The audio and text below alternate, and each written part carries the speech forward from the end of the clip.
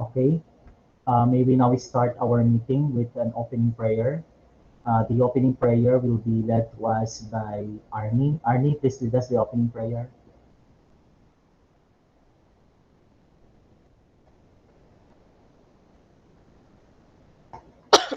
Excuse me, sir. In the name of the Father, of the Son, the Holy Spirit. Amen. Lord, thank you for this day that here in our home. Please, God, protect us in every step of our way. In Jesus' name we pray. Amen. Father, the Son, the Holy Spirit. Amen. Okay, thank you, Arnie, for the beautiful prayer. Good afternoon, everyone. Good afternoon, sir. So, as we have said last Good meeting, afternoon, sir. good afternoon. Today we will be discussing the specifics of the second performance task that you need to complete for the week. Okay, so I already have posted in our new LMS class the details of the performance tasks, but I have to demonstrate to you on how you are going to go about it so that you will be well guided of the appropriate steps that you need to follow so that you could be able to submit a good or quality output for the said performance task. Okay, so allow me to share the LMS first because I need to explain to you the directions I included in the LMS.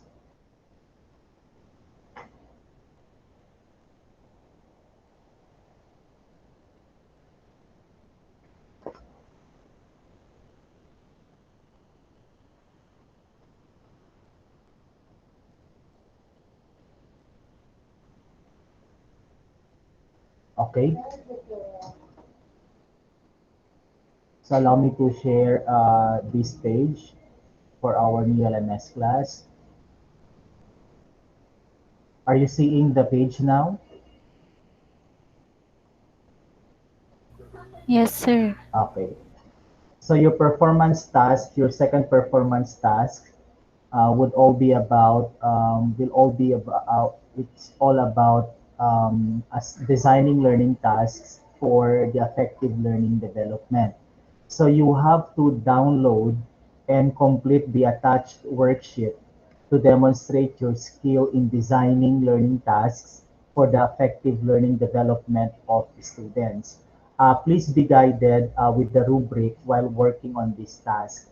Of course, you have to choose a pair mate to work with, a pair mate work for you to work with, and please make sure that your pair mate should not be the pair mate or teammate you worked with in the first performance task. Okay? So that is very clear. So you have to select a classmate, a co-major, a co-major whom you could work with the performance task, but make sure that that someone should not be the same person you had when you completed your first performance task. Okay? So allow me to explain. Okay, allow me to show to you the worksheet that you are to complete for this second performance task.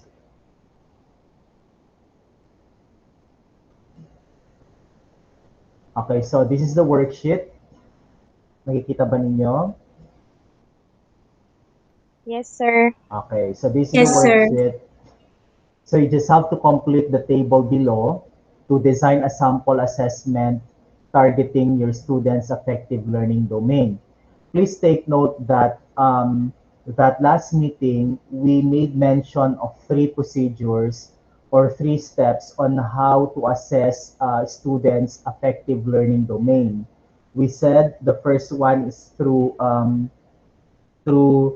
self-report, or also known as reflection papers. Okay, we also have rating scales. We also have the last one is a checklist. Okay. So but the performance task that I would be asking you is how to make use of reflection, how to ask students do reflection or do reflection sessions, so for us to be able to understand or for us to make their effective learning domain be tangible or be measurable. Okay, so I designed this template as your guide for you to demonstrate how you would go about a reflection session or how would you facilitate a reflection session with your students. Okay, when we say reflection, we mean that we are gathering qualitative responses from students as regards the big idea of the lesson or as regards the main concept or main idea or big statement of the lesson. Okay, now allow me to explain to you the content of the worksheet. So there are 1, 2, 3, 4, 5. Sorry, ilan lahat? 3, 4, 5, 6, 7, 8. So there are 8 columns, eight rows and 2 columns, and 1 column has to be completed by you. You have to fill out, you have to fill out each of the field in the worksheet so that you could be able to complete, a clear scenario on how you are to facilitate a reflection session with your students or with your students or with your learners. So the first thing that you need to do is to select a unit of study. Okay, so again, the same procedure we had in the GRASP model, where you were asked to think and decide of a certain unit of study in your own field of specialization. So pipili ka. For example, in social studies, okay, pipili ako halimbawa ng isang unit of study at sasabihin kong ancient Indian civilization. So the same example we had in the GRASP model. So for example, the selected unit of study is on ancient Indian civilization. Okay. Now, in the after selecting the unit of study, okay, this is now the time for you to, of course, you have to read the unit of study. You have to master first the content of the unit of study that you have chosen. Then after reading about this unit of study you have chosen, then you have to think and you really have to identify the big concepts or the big idea or the big statement about ancient Indian civilization. What I mean by big concept or idea or statement, are you done with your EdTech 1 on EdTech 2?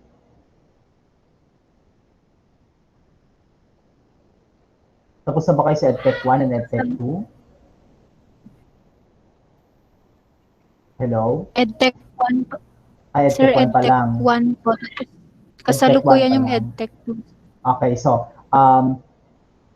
in your EdTech 2, okay, did your teacher explain already what big concepts are?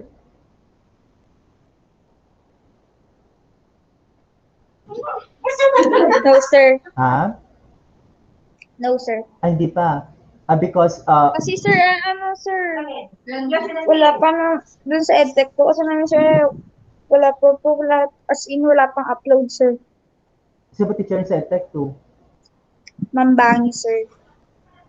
Ay, EdTech 2.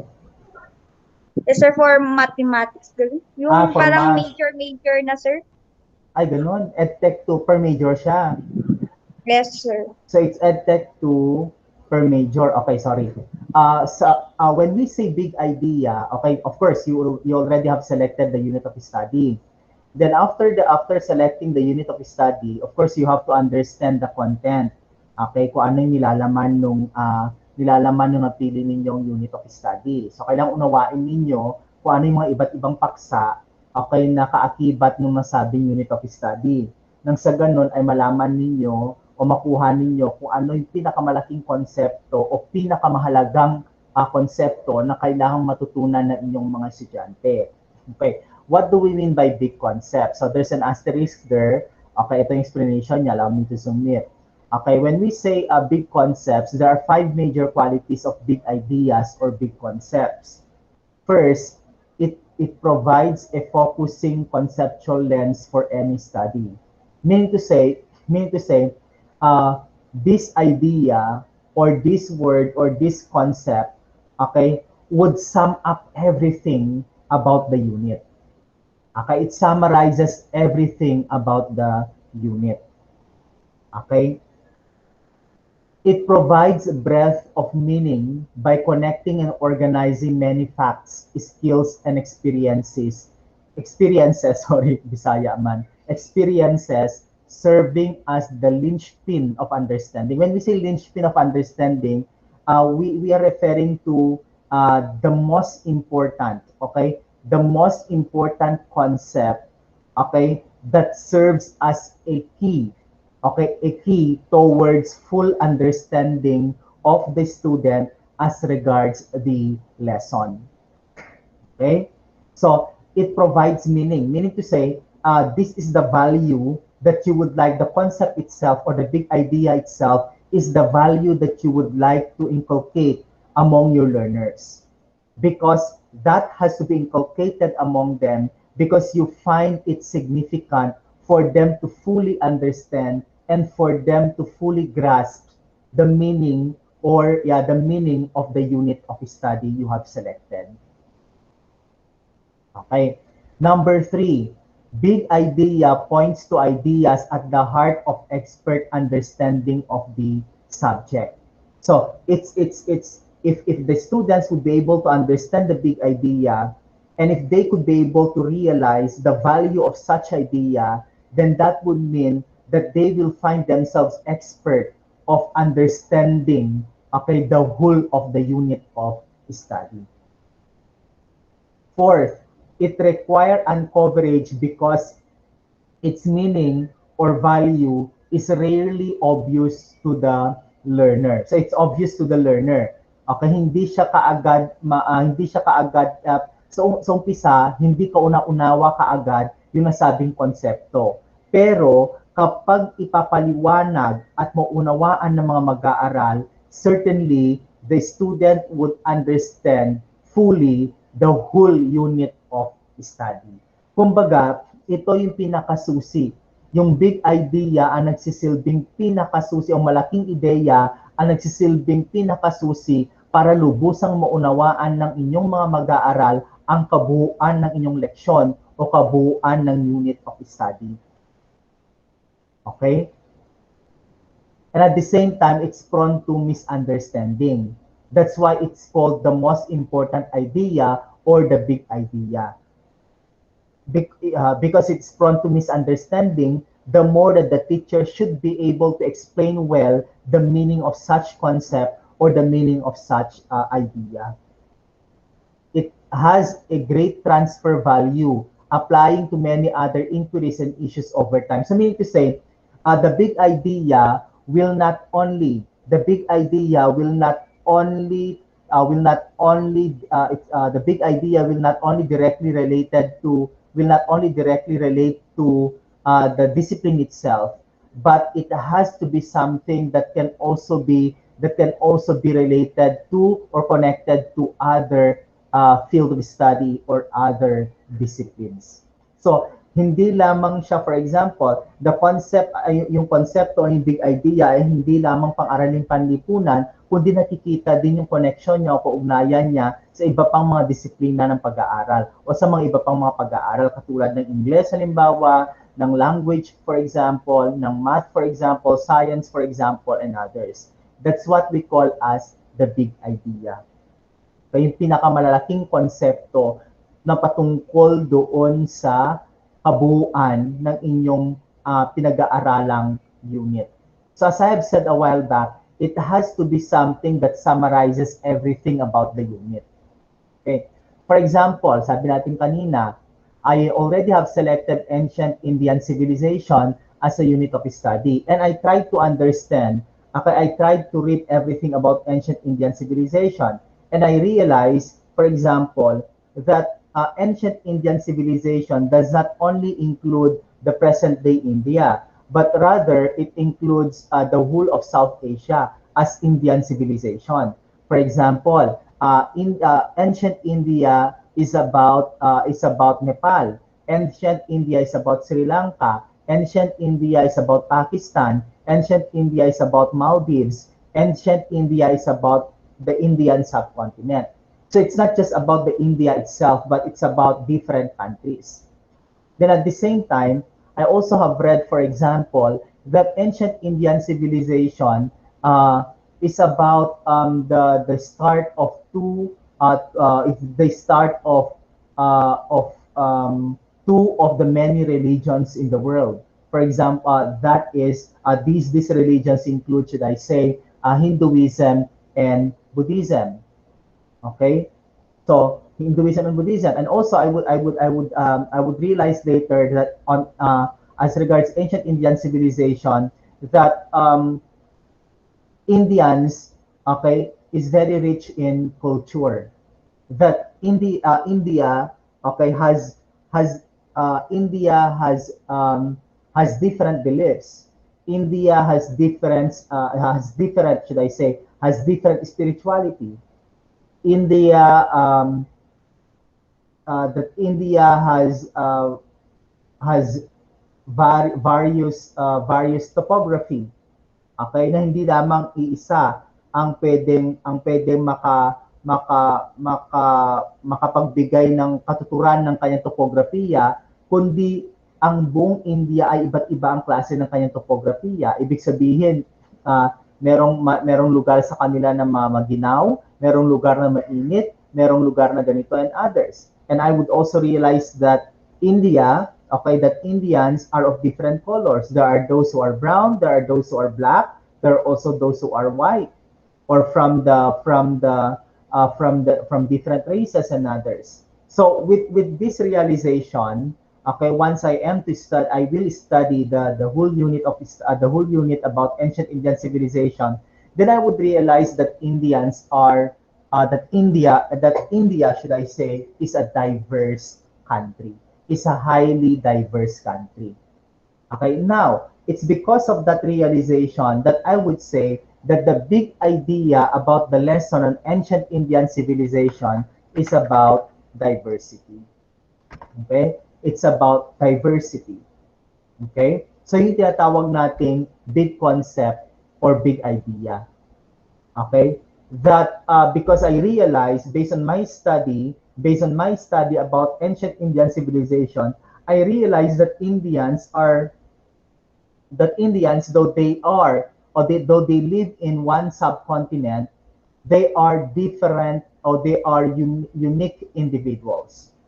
Okay, so meaning to say, if I am to convert this big idea or big concept into a statement, then I would say, individuals are unique beings. Okay, so individuals are unique beings. Okay, so this is now my big statement. Again, ancient Indian civilization is the unit of study. Big concept now is diversity, or big idea is diversity. Then the big statement is individuals are unique beings. Because when we say diversity, okay, we put premium into the individuality of certain individuals, into the uniqueness of certain individuals. We put respect, we value, okay, each other's uniqueness. That is diversity. Okay, so any question on understanding big concepts, ideas, and statements?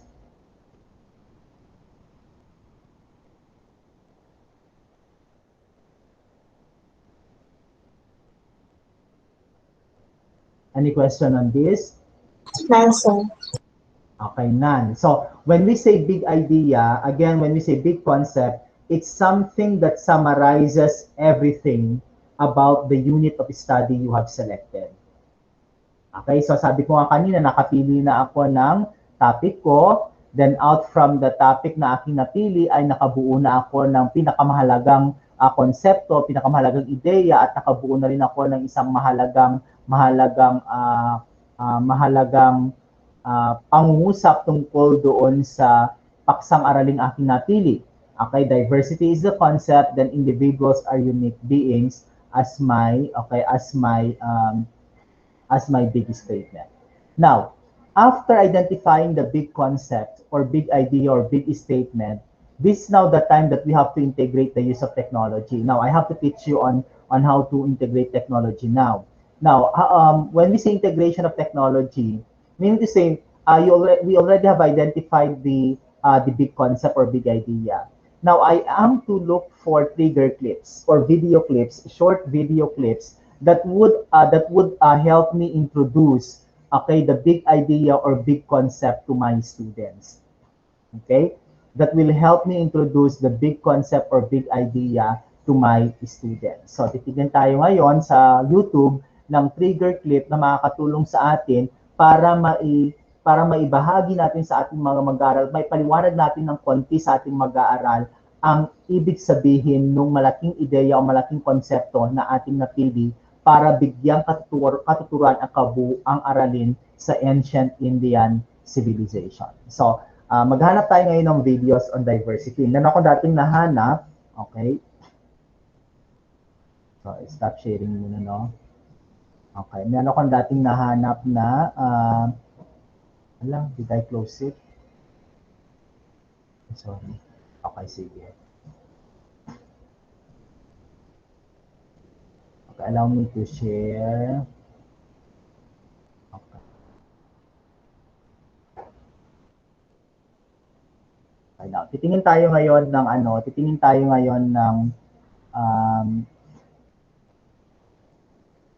nakikita na niyo yung YouTube? Okay, Yes. so tingin tayo ngayon ng diversity video.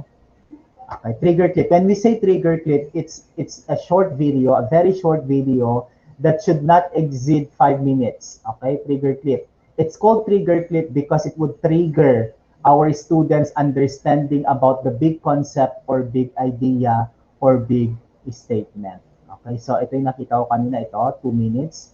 Okay, so ito pipiliin natin about diversity. Okay. Naririnig niyo? Naririnig niyo yung video? No, sir. Hindi po, sir.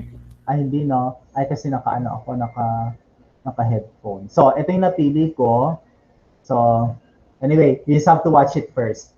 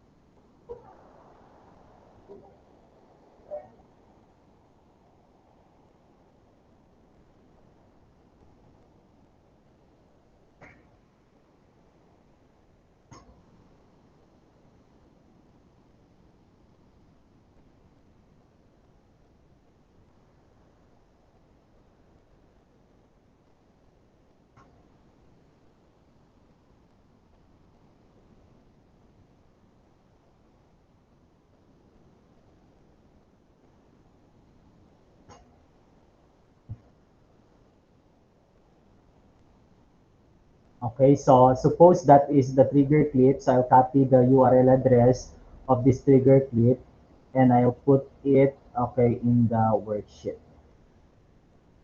Okay, so that's the selected unit of, that's a selected trigger clip. Okay, so I put it here. Okay, so I'll paste the URL address here. Okay, so yun na. So nakapili na ako ng trigger clip ngayon. So, ibig sabihin, kapag i-introduce ko ang big idea o ang konsepto sa aking klase, ay papakita ko muna sa kanila yung trigger clip. But of course, before I'll play the trigger clip, then I have to provide them guide questions or reflective questions. Okay, dito po pasok ko sa affective domain. So I'll provide them the guide or reflective questions. This set of questions will guide them on how they are to understand the trigger clip, or even their responses will introduce them, okay, to the rest of the lesson or the rest of the unit of study. So gagawa na tayo ngayon ng guide questions or reflective questions. Okay? So, ano yung mga tanong? Okay, pwedeng ano siguro. So, sabihin natin na at least 3 lang siguro. Okay, at least 3 questions for this. At least 3 questions. Okay, this one, okay, just one trigger clip. One video clip, at least just one video, at least one video clip which is not beyond, okay, not beyond 5 minutes.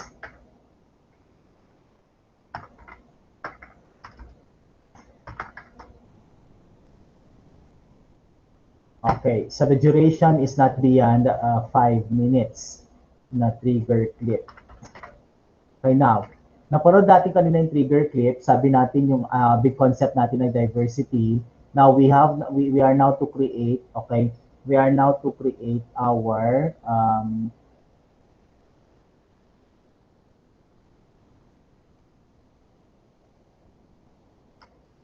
okay, we are now to create our guide questions. Okay, so ano yung mga guide questions natin? Kahit 3 lang. Okay. Okay, because we would like to make their affective learning domain tangible, meaning to say, para makita natin yung damdamin nila, makita natin yung kanilang inner thoughts, okay, or inner reflections as regards the most important concept in the unit of study. So we have to provide them guide or reflective questions. So, for example, sabihin natin,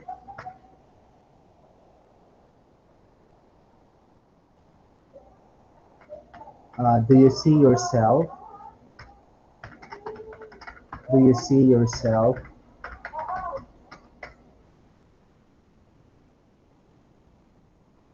as a unique individual?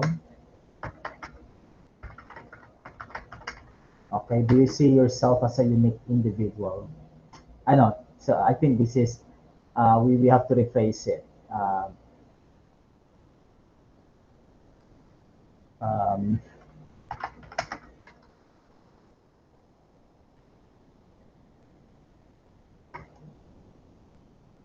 Diversity, we are referring to unique beings or our uniqueness.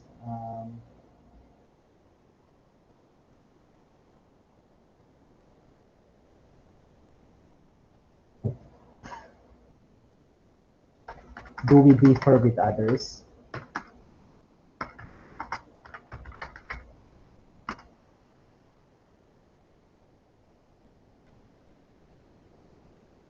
Okay, do we differ with others? Tama ba ako? Do we differ with others?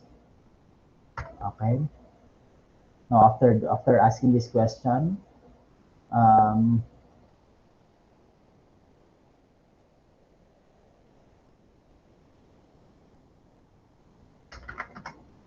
are these differences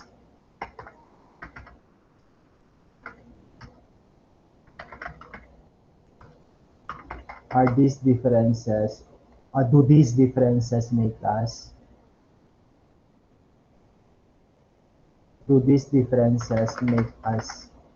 unique? Do these differences make us unique beings? Okay. Do we differ with others? Do these differences make us unique beings? Okay, what else? Last question.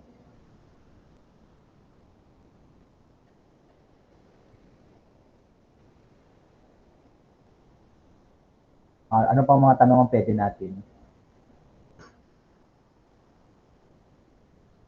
Do we differ with others? Do these differences make us unique beings?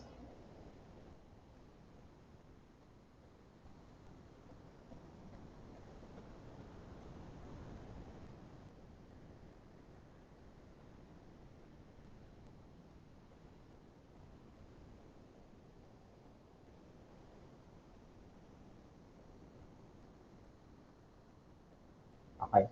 Siguro last natin tanongin, do these differences make us unique beings? Siguro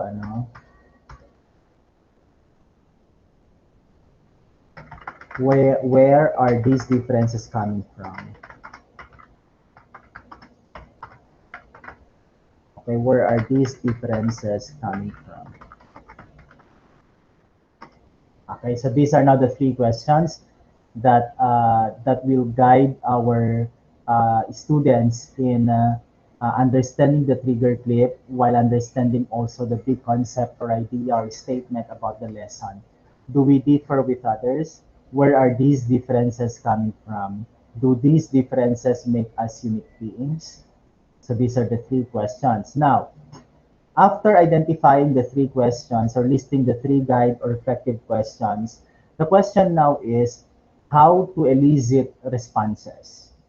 How to get their responses. Okay, anong gagamitin natin para makuha natin yung responses ng ating mga estudyante tungkol sa dito sa tatlong tanong na ito. Okay? Okay, saglit lang ha, kuha lang ako ng tubig.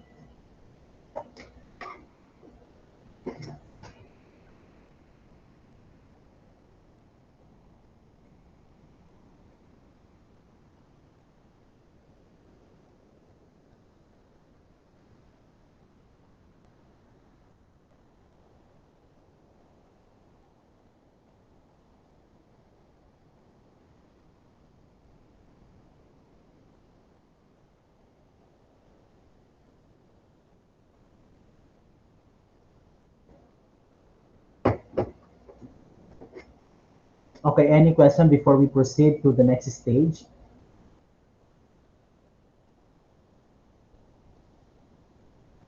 Any question before we proceed to the next stage? None, sir. None. Okay, sige. Now we proceed now to the procedures for eliciting students' responses as regards these three questions. Okay. So we have to provide a strategy. Gawa tayo ng strategy. Anong strategy ang gagamitin natin? Okay. So pwede ang gagamitin kong strategy halimbawa ay to elicit the responses, okay, to make sure that everybody will participate in responding to the questions. Okay, so um,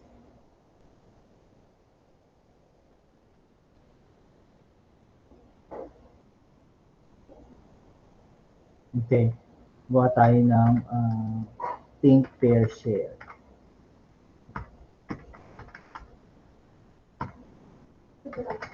Okay. So the procedures for eliciting responses, we make use of the strategy think, pair, share. Okay. Then after that, we have to specify the steps in doing this strategy. So think, pair, share. Okay. Now, the first step is okay, para meron tayong pruweba o evidence na they have answered the question. So we have to distribute. Okay, distribute. We have to distribute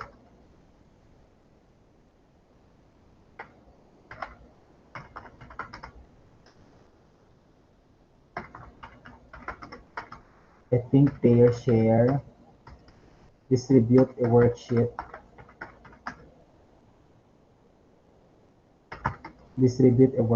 for to each to each student.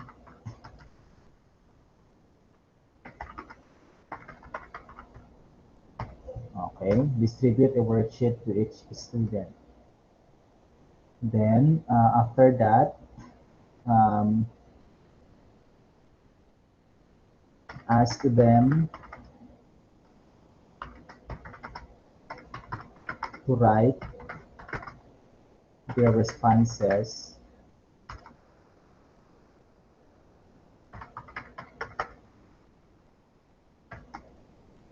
Ask them to write their responses.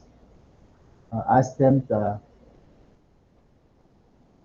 sorry, ask them, ask students to answer the question, to answer the guide or reflective questions.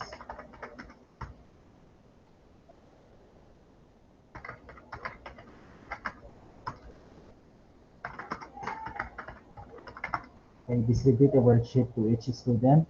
Ask students to answer the guide or reflective questions.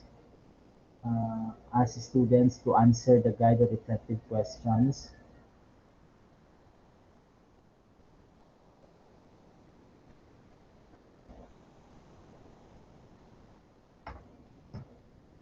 So distribute a worksheet to each student. Then after that, you ask students to answer the guide or reflective questions. Okay, then after asking them to ask students to answer the guide or reflective questions. Um, provide students provide students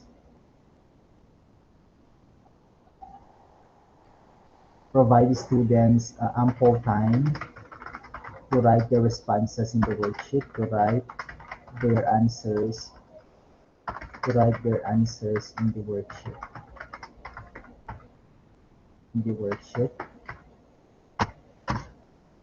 Then after that, let let each student let students okay let students let each student let each student um, let each student exchange their paper, exchange their worksheet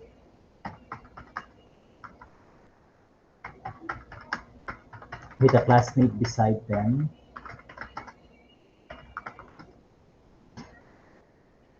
Let each student exchange their worksheet with a classmate beside them to share their responses to the question.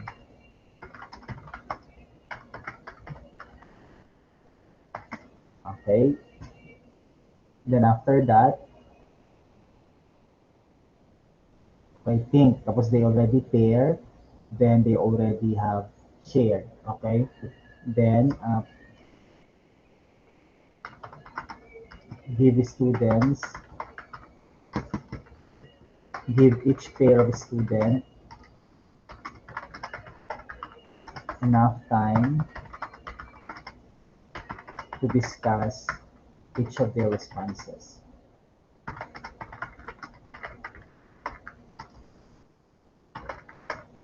Okay, so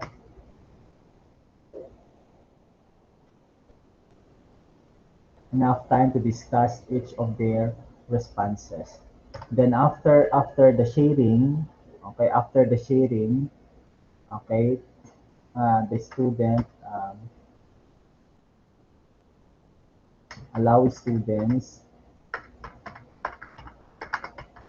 allow students to process to personally process allow students to individually process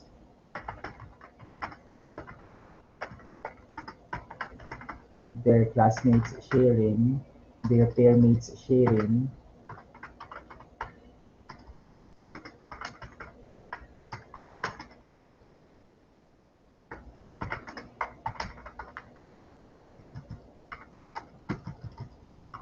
by writing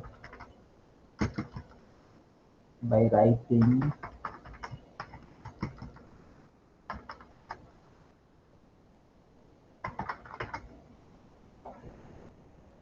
by writing their learning takeaway from the sharing.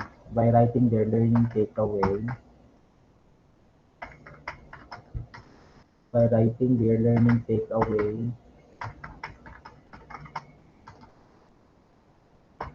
from the sharing in the worksheet on the worksheet.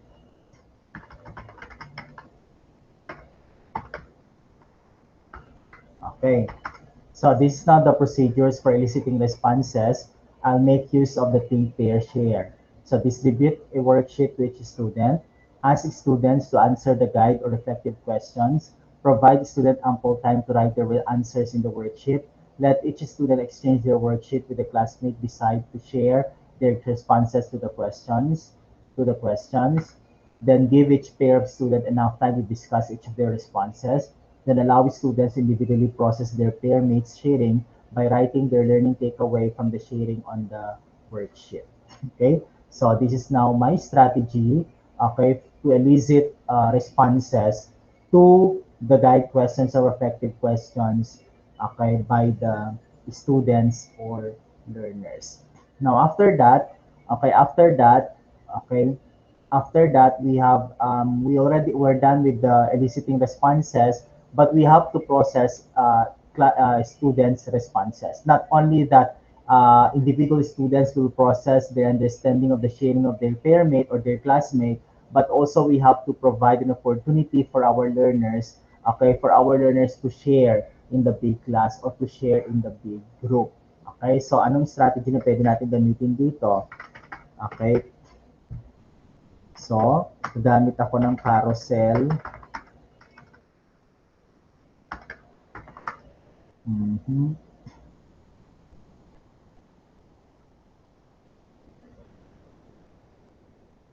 Okay, gagamit ako ng carousel. Paano ba yan? Ay, iikot sila. Um,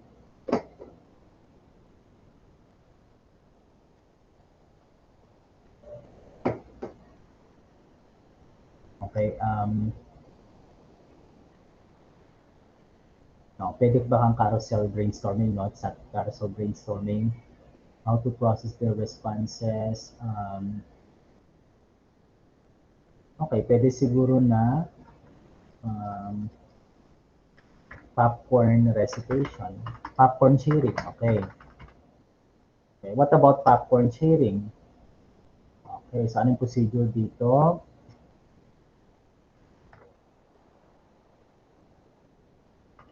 Okay, what is popcorn sharing? Okay, so ang gagawin natin ay kahit 5 estudyante lang, ask a volunteer. Sorry, wala, bakit yun?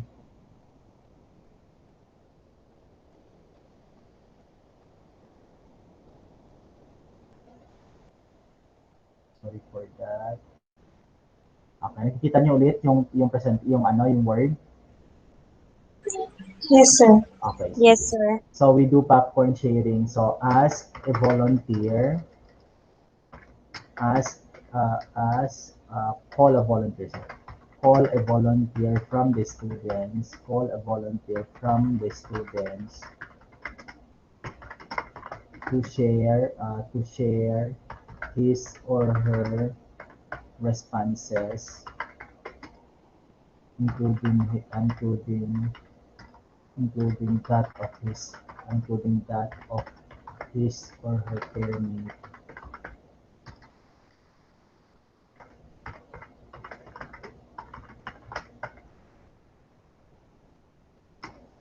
Call a volunteer from the students to share his or her responses, including that of his or her pair mate in class, in front of the whole class, in front of the class.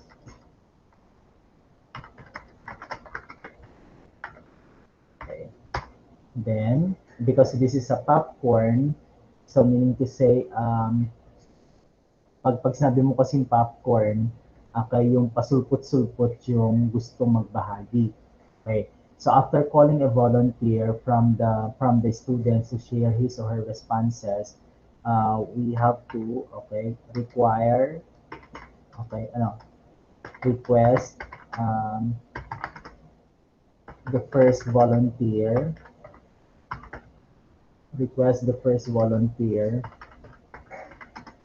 to call another classmate, to call another classmate, uh, request each volunteer, request the first volunteer to call another classmate to share in the to share his or her responses, his or her responses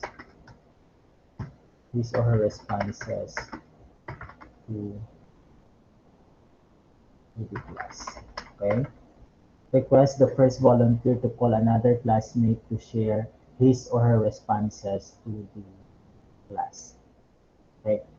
So maybe there is something missing here in the procedure. Okay?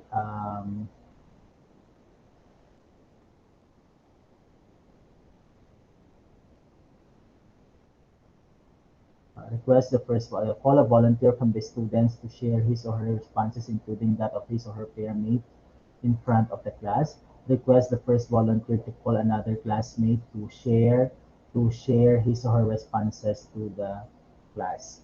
Um,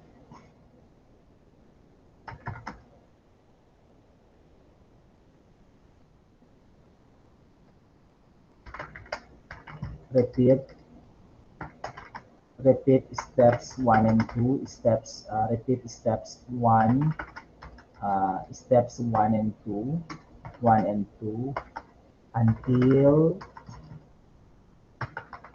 until enough number of students have already been called to share, have already been called to share. Okay? Call a volunteer from the students to share his or her responses, including that of his or her peer mate in front of the class. Request the first volunteer to call another classmate to share his or her responses to the class.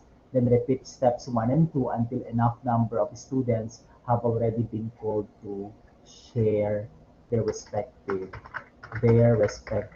responses. Okay, so any question on this, on procedures for processing responses?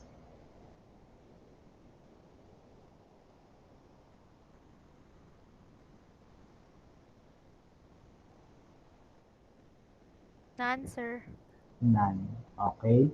So now of course you are to collect ano no, you are to collect once everything has been done, has been shared.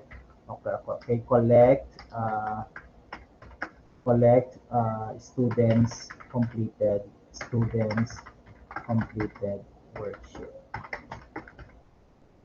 Collect collect students' completed worksheet. So the worksheet, the completed worksheet is very important because this will serve as an evidence so that the student has participated in the reflection session, okay, in the reflection session. Now after that, okay, of course, we already have collected, for example, the completed worksheet. Now what are we to do with the completed worksheet? This is now the time that we have to make use of an assessment tool to measure or to gauge students' responses as regards to the guide questions. Okay, so pwede kang gumamit ng inyong analytic rubric, holistic na lang para mas madali. Holistic rubric, okay, holistic rubric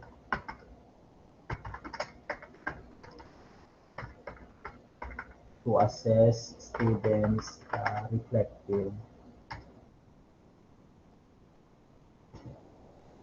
to assess students' participation in a reflection session. Participation in a reflection session.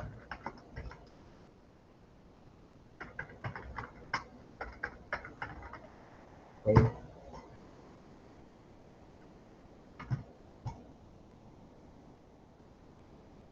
Okay, so saglit lang ha, pag-aralan niyo muna yan kasi merong bisita ha, saglit lang.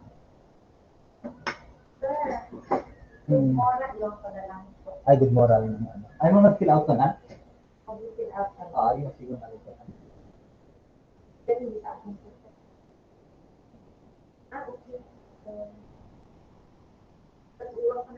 Oo, ma'am. Ni Ma'am Gemma. Isa pa bilang. Okay, so any question on this? So after that, we now create a holistic rubric, should I say, to assess students' reflection session participation. Okay, so we put 3 columns. We have success indicator. Okay. Then we also have descriptor, success descriptor. Then we also have points.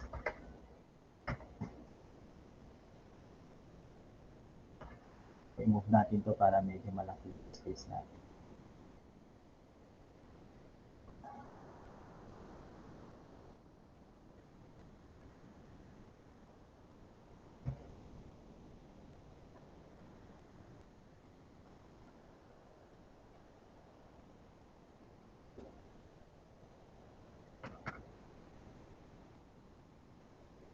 Okay, so success indicator, of course, content. The content of the responses. Okay, grammar. Okay, because we are referring to high school students already. Grammar and extra points. Okay. Lagay natin extra points dito. Okay, for example, success descriptor natin for content ay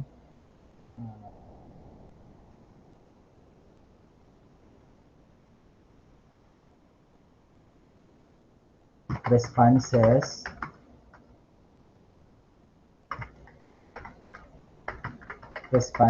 to each question, are clearly answered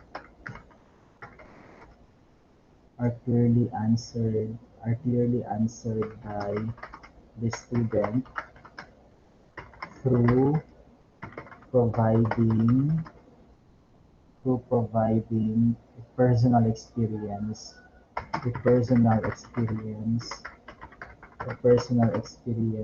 to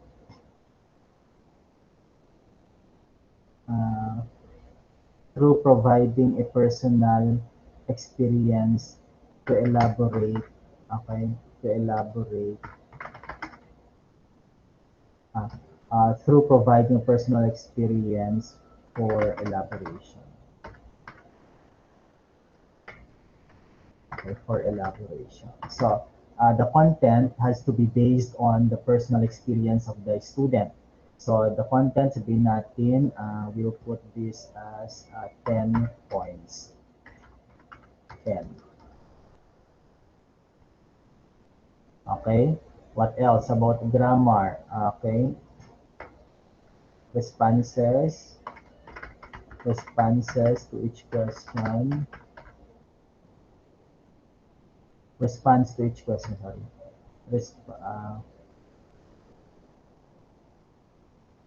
Sorry. It should be each of the questions are clearly answered by the student through providing a personal experience for elaboration. Responses to each question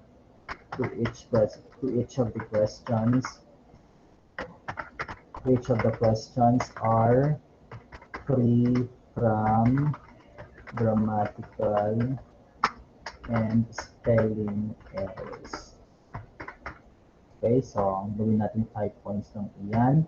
Then about extra points. Okay, the extra points is the student. Lagyan natin extra points yun. The student, okay, has volunteered to share his or her responses to the whole class.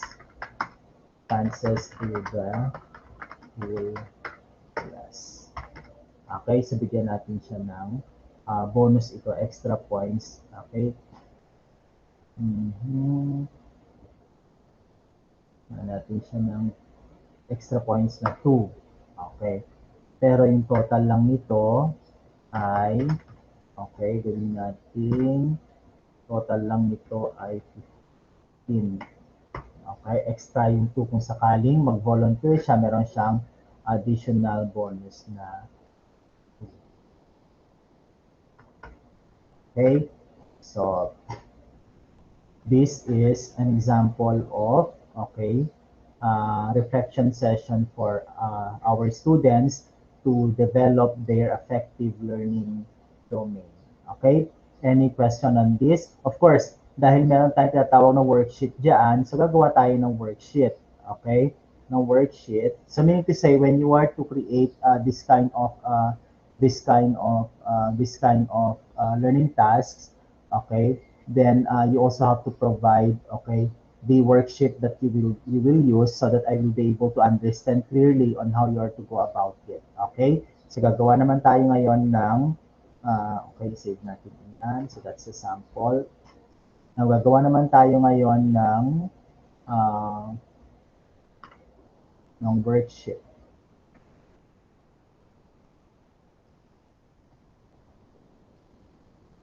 Allow me to share.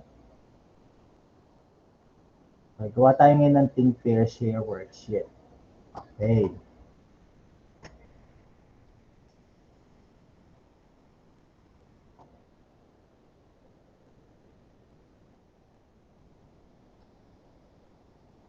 Okay, for example, may header tayo, no? Halimbawa, ako ay nagtuturo sa Andarayan, okay, sorry, the Sisters of Mary School.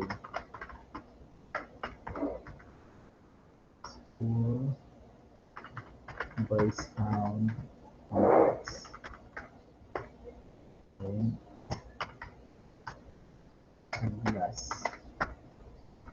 Adlas Silang Cavite.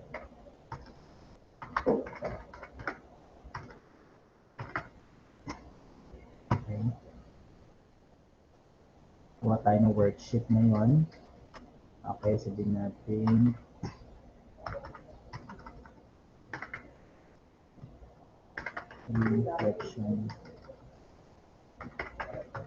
reflection session.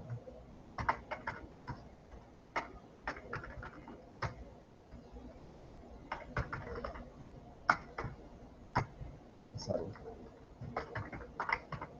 Worksheet for reflection session.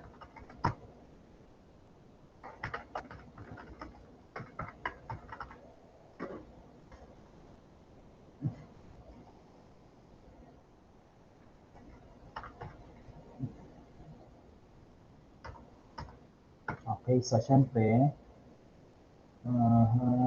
bigyan natin ng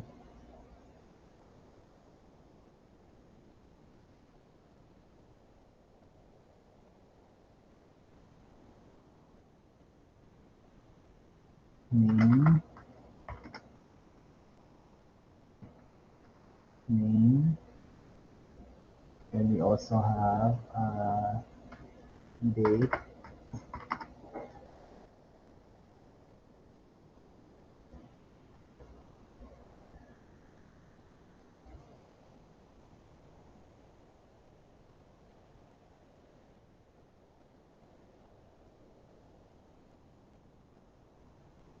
score. Okay. Tanggalin natin ito.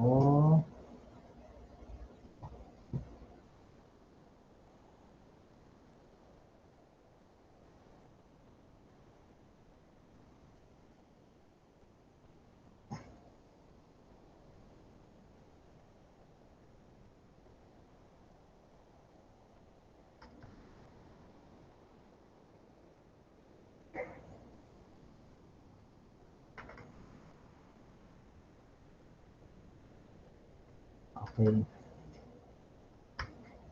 So directions. Of course, you have to put the directions here also.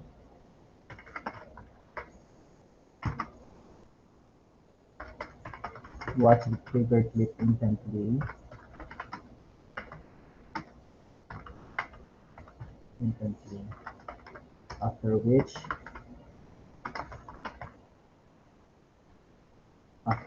answer the following questions. Answer the following questions. After which answer the following questions.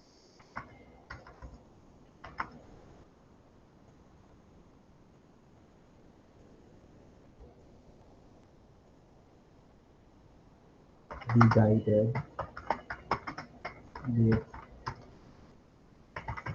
the rubric below.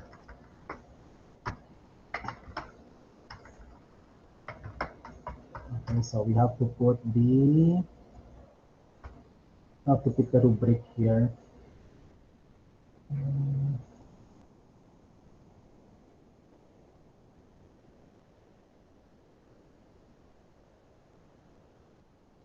Okay, we put the rubric here.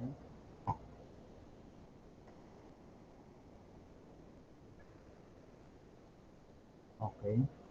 So this is now we also put we reduce the size.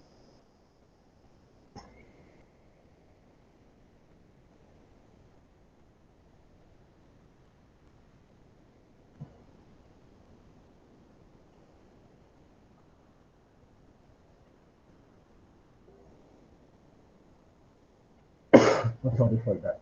Okay. So because it's a think pair share activity, so we have to we have to put a four column here. We put the questions here on the first column, then individual response, then also with classmates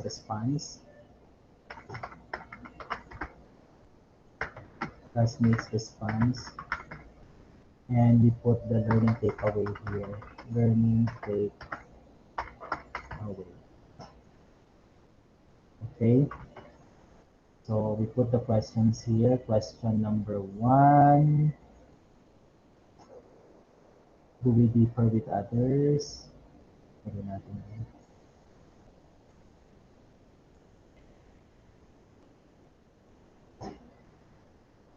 Okay. Put it here. Sorry for that. 2, 3. Okay.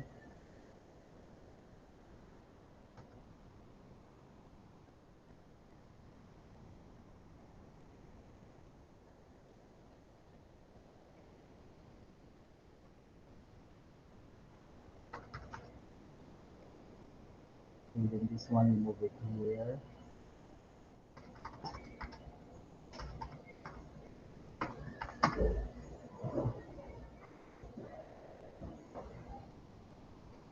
Okay.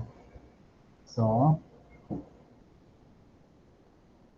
this will already be our worksheet for the said activity. Okay, so this is where they are to put their responses, then their classmates' response here when they are to exchange their papers. Then after doing that, after discussing each other's responses, and they have to make use of the third column for their learning take away. Okay, so this is a sample worksheet. Okay, so any question on the learning task?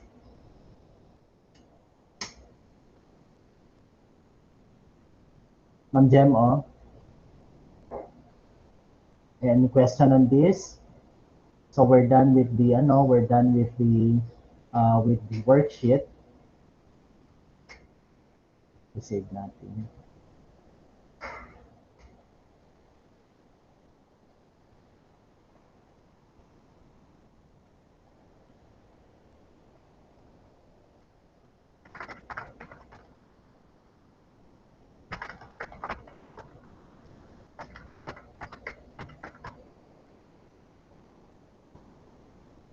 Okay, so any question? Any question now?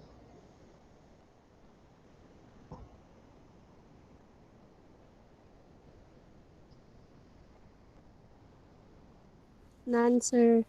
None. Klaro naman? Yes, sir. Okay, so allow me to share that. Sir, Yes. pwede pong pakisama po yung ginawa mo pong example dun sa LMS kung okay Okay. lang po. Thank you, Sige, sir. sige. We'll put that in the LMS. We'll upload it later. So again, so this is the sample activity that learning task that you are to create. Please also do not forget to do not forget to create, okay, a sample worksheet, okay, for your reflection session. There should always be a worksheet. Okay, but of course, please, as much as possible, do not use the strategy I already have mentioned here. Okay, you think of another strategy. There are plenty of strategies, okay, in the internet which you could adopt and which you could modify for your learning tasks to develop students' effective learning domain. Okay, so this is an example. Now, allow me to explain to you the rubric.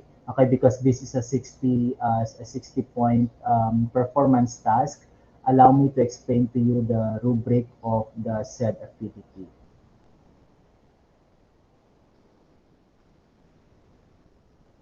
Okay, so this is the rubric.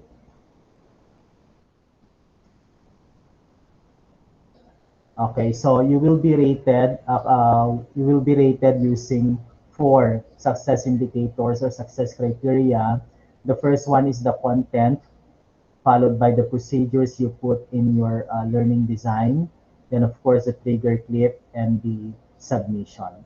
Okay, for content, all fields in the worksheet are correctly filled out with needed information. Okay, so bawat bahagi ng worksheet ay dapat napunan ninyo ng tamang impormasyon o ng tamang tinutukoy nung nasabing bahagi ng worksheet. That's on content, that's 15 points. Next, procedures. The learning task consists of complete sets of steps for easy implementation. So the procedures that I'm referring to, okay, are those we put under steps for procedures for eliciting responses and procedures for processing responses. So make sure that all your steps are complete. That when I'll check it, I don't have to when I check it, I would already see that it could easily be implemented because the steps you provided are very clear and are complete. Okay, that's procedures. Next, trigger clip. The chosen trigger clip clearly presents the big idea of the selected unit of study. Okay? The chosen trigger clip has to clearly present, okay, the big idea or big statement of your lesson. Please also take note that the worksheet, okay, the reflection worksheet that that you will create will form part of the content. Okay, so kung wala yon, may bawas na points kayo under content. So make sure that there should always be a worksheet to make your reflection session tangible for your students. Then, submission. Submission is set until 7:30 p.m. of April 17, 2021. That is Saturday. You will be given 10 points if the worksheet is submitted on or before 7:30 p.m. of April 17. But if you will, though I allowed late submission, okay, in the new LMS. So if the worksheet is submitted within 12 hours after the set deadline, that is 7.5 points only. The worksheet is submitted a day after the set deadline, 5 points. If the worksheet is submitted 2 days after the set deadline, 2.5. Then I will no longer accept, okay, late submission beyond after 2 days. So if it's Saturday, then Sunday pwede pa mag-submit and Monday pwede pa mag-submit. Beyond Monday, I will no longer accept submission. Okay? So that's the rubric that you need to understand while you are to go about with the design of your learning task under effective learning domain. Okay? So any more question on this? Any more question? None, sir. None. Okay, how about the others? None, sir. None, sir. None. Again, this is a pair activity. So please select a pair mate whom you could work with well. But make sure that the pair mate should not be the same pair mate which you who you have okay during the first performance task. Okay, clear? Yes, sir. Okay, good then. So may we now end our meeting then, okay, with a closing prayer to be led to us by Eliza. Eliza, please lead us the closing prayer. In the name of the Father, of the Son, and of the Holy Spirit. Amen. Glory be to the Father, and to the Son, and to the Holy Spirit, as it was in the beginning, is now, and will be forever. Amen. In the name of the Father, of the Son, and of the Holy Spirit. Amen. Okay, thank you, Eliza, for the prayer. Goodbye, everyone, and enjoy doing your task. Bye, sir. Bye, Thank sir. you po. Bye, sir. Thank you po. Goodbye, Bye, teacher. sir. Bye, Bye, sir. sir. Thank Thank you. you po.